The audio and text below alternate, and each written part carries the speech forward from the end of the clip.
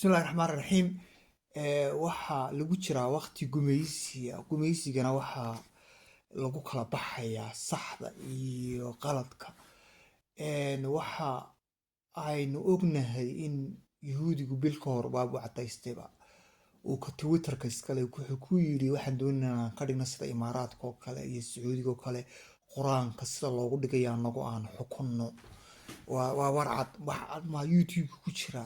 geli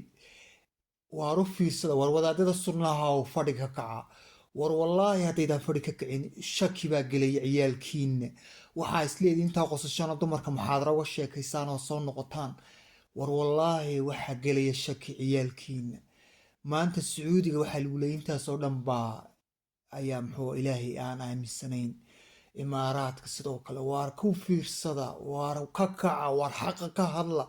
waar waxay ciyaalkii arkayaan ilaahay quraanka kule waar xaqa ka hadla iyo idinkiyo qoslaya oo leh maxaanu samayn karnaa muxuu ahay cudurdaar ha loo sameeyo dowladaha kuwa haysta sunnada waar fadhiga ka kaca waar haddii kale ciyaalkiina khatar ku jira